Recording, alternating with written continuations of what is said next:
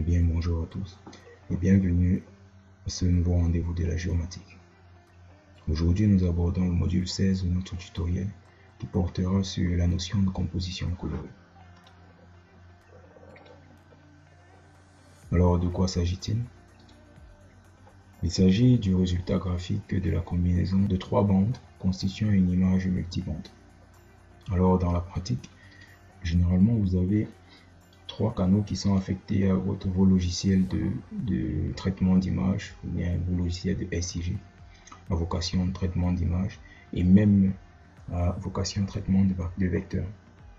Alors, lorsque vous avez ces trois canaux, et que vous disposez également d'une image multibande, il est possible pour vous de pouvoir, par exemple, affecter la bande 1 au canal rouge, la bande 2 au canal vert et la bande 3 au canal bleu. Alors généralement cela vous donne une image en couleur comme ce que vous voyez apparaître là. Il est également possible d'affecter par exemple la bande 4 au canal rouge, la bande 2 au canal vert, la bande N par exemple au canal bleu, et cela pourrait vous donner ce résultat là, ce que vous voyez apparaître. Et dans le cas où vous avez une seule bande, il y a une image qui est constituée d'une seule bande, alors vous avez ce résultat là dans différence de nuances de gris. Alors, à quoi est-ce qu'elle sert cette composition colorée? Généralement, elle a deux principaux objectifs: visualiser les images multibandes ou hyperspectrales, multispectrales ou alors hyperspectrales, et mettre en évidence une information utile. On va mieux expliquer cela dans les à venir. Alors, s'agissant de la typologie des compositions colorées, il en existe deux principaux types, notamment la composition vraie couleur. Alors, la composition vraie couleur, comment est-ce qu'elle se définit?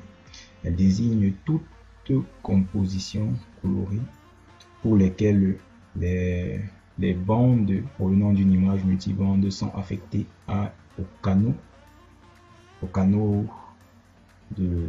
respectifs auxquels elles appartiennent.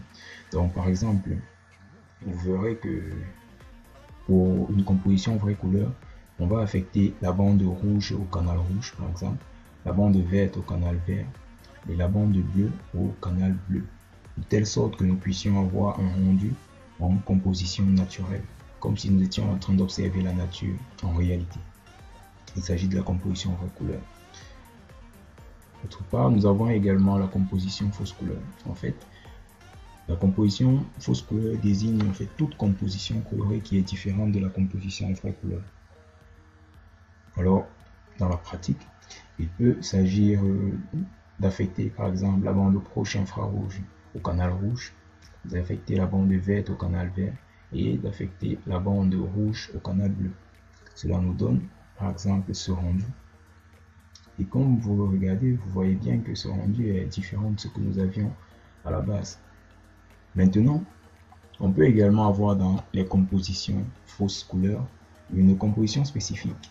Bon, en fait, cela dépend en fait des écoles, parce que personnellement, je trouve qu'il n'y a que deux compositions colorées, les compositions vraies couleurs et les compositions fausses couleurs. Mais certaines écoles ont tendance à mettre en avant la composition pseudo vraie couleur. Alors, de quoi est-ce qu'il s'agit? Vous pouvez affecter, il s'agit en fait de toute composition colorée dans laquelle la bande proche infrarouge est affectée au canal vert, de manière à ce qu'on puisse affecter voir la végétation en vert. Pourtant, c'est l'infrarouge que nous avons affecté dans ce canal vert. Alors, on peut avoir par exemple ce rendu, et vous allez voir que dans cette image, sur ce rendu-ci, on peut voir clairement la végétation, tandis que sur le rendu de la composition fausse couleur, la composition vraie couleur, on a la végétation qui est difficilement visible. Cela est dû tout simplement au fait que la bande infrarouge permet de mieux étudier en fait la végétation sur une image. Bon, ça on verra cela par la suite. Alors, prenons par exemple le cas d'une image Landsat 8. Parce que c'est ça la difficulté dans la pratique. Dans la pratique, on ne vous dira jamais à quoi correspond telle ou telle bande. Il vous faut connaître déjà la structure ou bien les différentes bandes qui constituent une image bien avant de vouloir faire une composition colorée. Alors dans le cas d'une image Landsat 8, vous avez 11 bandes qui constituent l'image en elle-même. Donc vous avez la bande 1, bon, je ne vais pas revenir dessus parce que là on a déjà vu cela dans nos précédentes vidéos. Donc il faut juste maîtriser cela. C'est juste à titre de rappel. Alors, il y a plusieurs compositions colorées, donc ça c'est quelques exemples par exemple que on va appliquer dans le cadre de ce tutoriel. Vous voyez là, pour une image Landsat, vous avez ce qu'on appelle la couleur naturelle qui consiste en fait à affecter la bande 4 au canal rouge, la bande 3 au canal vert et la bande 2 au canal bleu. Et maintenant tout le reste constitue maintenant des compositions fausses couleurs. Vous avez par exemple la composition fausse couleur à vocation à vocation urbaine. Donc c'est celle que l'on utilise si on veut étudier par exemple l'étalement urbain. Vous avez par exemple la composition fausse couleur mais à vocation végétation, donc pour étudier le couvert végétal et autres. Vous avez également la composition fausse couleur à vocation agriculture et ainsi de suite. Vous pouvez avoir une panoplie de compositions colorées. Alors allons donc juste voir ce qu'il en est. Alors ici, nous avons deux images provenant de la même zone. Vous pouvez voir si dans des zones, nous avons exactement la même image. Ce que l'on va faire tout d'abord, c'est faire une composition colorée. Mais quelle est la différence en fait entre ces deux images? La première, nous l'avons stackée avec les 11 bandes de l'image Landsat 8. Par contre, la deuxième, nous l'avons stackée uniquement avec 4 bandes. Alors, comment est-ce que l'on fait pour pouvoir avoir accès à la composition colorée? Comment on fait pour faire une composition colorée? Il vous suffit tout simplement de faire un clic droit et d'aller dans les propriétés. Et par la suite, vous allez dans symbologie. Là, vous voyez bien les différents canaux que l'on vous propose. Les différents canaux qui vous permettent de faire de la composition colorée. En fait, ici, dans le logiciel, on présente ces canaux comme étant des bandes. Mais en réalité, il s'agit des canaux. Il est très important que vous puissiez faire la différence entre tout cela. Ici, on a le canal rouge. Ensuite, on a le canal vert et là, on a le canal bleu. Alors, pour faire une composition vraie couleur, on a dit qu'elle désignait en fait toute composition dans laquelle on affecte les bandes d'une image satellite aux canaux auxquels il est si en fait, auxquels elle appartient si vous voulez. Donc, dans le canal rouge, alors je vais affecter la bande qui correspond au rouge dans Landsat. Alors là, on a la bande 4. Ensuite, dans le canal vert, je vais affecter la bande verte qui est la 3 et dans le canal bleu, je vais affecter la bande bleue. Une fois que j'ai fait cela, alors il devient plus facile pour moi de pouvoir appliquer et d'avoir un rendu qui pourra être très intéressant. Donc là, j'ajoute également une autre spécification, actualiser, en prise actualisée et je fais OK. Une fois que je fais cela, je suis en mesure de venir utiliser par exemple les outils de raster pour pouvoir améliorer par exemple le rendu. Donc je vais rehausser la qualité de l'image.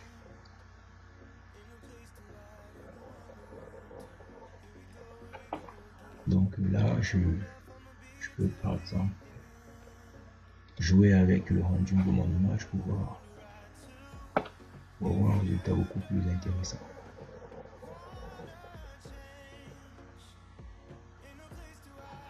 Donc là, vous voyez par exemple que vous avez exactement le rendu que vous auriez pu avoir si vous étiez par exemple dans la nature. Ça, c'est ce qu'on appelle la composition vraie couleur. Maintenant, il est possible également de faire une composition, je vais dire, fausse couleur. Et on va voir comment est-ce que ça se fait. Donc, il suffit tout simplement de dupliquer notre couche. On va la dupliquer. Et par la suite, on va désactiver la première pour aller à la deuxième. Donc là, on va également aller dans les propriétés. On va dans les propriétés, mais cette fois-ci, on va modifier en fait la composition colorée. Cela signifie qu'on va par exemple utiliser la composition colorée qui est relative à l'étude de la végétation. Donc pour cette composition colorée, on devra affecter au canal rouge par exemple la bande qui renferme l'infrarouge, au canal vert la bande qui renferme le rouge et au canal bleu la bande qui renferme le vert. Une fois qu'on a fait cela, on peut venir toujours ajouter petits paramètres et on fait appliquer. Et là, en patient, vous voyez bien ici que vous avez une grosse différence entre là, la composition vraie couleur et là, la composition fausse couleur. On peut dézoomer pour que vous puissiez avoir un meilleur aperçu.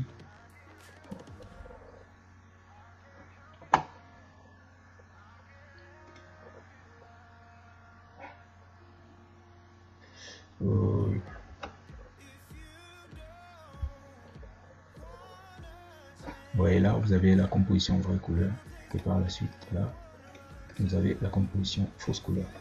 Il est facile de voir la différence entre les deux en venant utiliser ce petit outil que l'on appelle Map Swipe, qui est capable de vous donner le rendu de deux couches en même temps en fait. Donc vous voyez bien là que vous avez ici la forêt qui est difficilement discernable.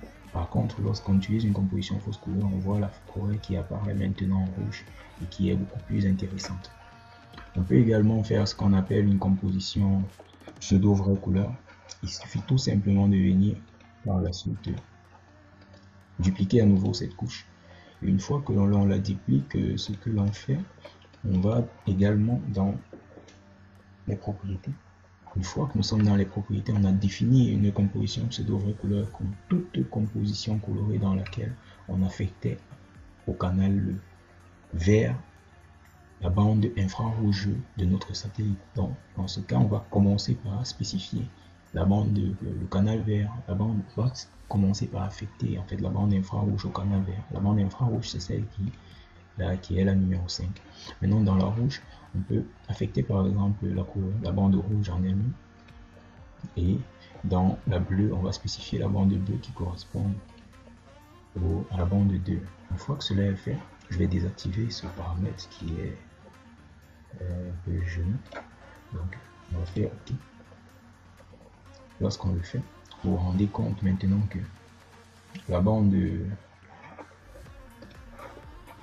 là, vous voyez que la forêt par exemple elle est bien différente. Vous voyez que là, la forêt apparaît en composition naturelle, apparaît en vert, comme si on était en composition vraie couleur, mais par contre, c'est pas le cas, ce qui n'est pas en fait le cas.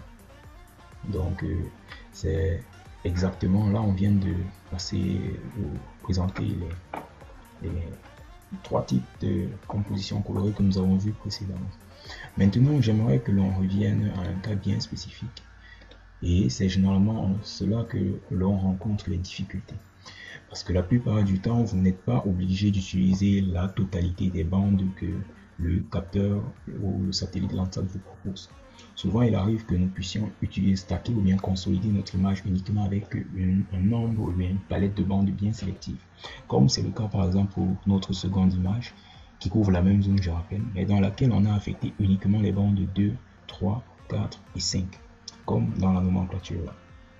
Alors, si on voudrait faire une composition colorée, il faudrait bien prendre en compte que l'on a uniquement 4 bandes au lieu de 11 comme à la base. Donc pour cela, il suffit de venir là, si on veut faire une composition vraie couleur, à la bande rouge, on va affecter le canal rouge, qui n'est plus le canal 4, qui n'est plus la bande 4, mais plutôt la bande 3. Et ensuite, de la bande verte à le canal vert à la bande verte, qui est la bande 2 au canal vert. Et la bande bleue qui est la 1 maintenant au canal bleu. Donc une fois que vous avez fait cela, vous faites appliquer et vous faites OK. Et là vous vous rendez compte que vous avez directement votre composition vraie couleur. On peut également dupliquer notre couche et faire pareil, mais maintenant pour la composition fausse couleur spécifique à la végétation. Donc à ce niveau, je vais dans le canal rouge, je vais affecter la bande infrarouge qui est maintenant la 5. Et dans la bande verte, je vais affecter la bande, dans le canal vert, je vais affecter la bande rouge. Et enfin dans le canal bleu, je vais affecter la bande verte. Une fois que je fais cela, je fais appliquer. Lorsqu'on fait OK, vous vous rendez compte que là, on a une composition ici fausse couleur. Et on peut comparer par exemple les deux, comme tout à l'heure en utilisant cet outil. Vous voyez là, on a une composition vraie couleur. Et là, on a une composition fausse couleur. Et vous voyez que la forêt est facilement, bien, la végétation est facilement détectable à ce niveau-là. Maintenant, on va appliquer de nouveau une composition pseudo vraie couleur. Par exemple, en allant à nouveau dans les propriétés et en définissant pour la bande verte ou pour le canal vert, en fait, la bande rouge infrarouge qui correspond à la bande 4, ou la bande le canal rouge, on va lui affecter la bande rouge qui correspond à la bande 3, et le canal bleu, on va lui affecter la bande 1 qui correspond au bleu. Donc on a fait appliquer et on a fait OK. Et là on voit qu'on a une composition pseudo vraie couleur, et on peut notamment comparer la composition pseudo vraie couleur avec la composition couleur naturelle. Vous voyez bien que là la forêt elle est bien visible, et également sauf qu'en fait comment dire, l'étalement urbain apparaît plutôt en composition pseudo vraie couleur comme étant violet. Donc c'était à peu près ça l'essentiel, en fait, ce que j'avais à partager avec vous aujourd'hui. Alors si vous avez aimé ce petit tutoriel, n'hésitez pas à me lâcher un gros pouce bleu et surtout abonnez-vous. Plus.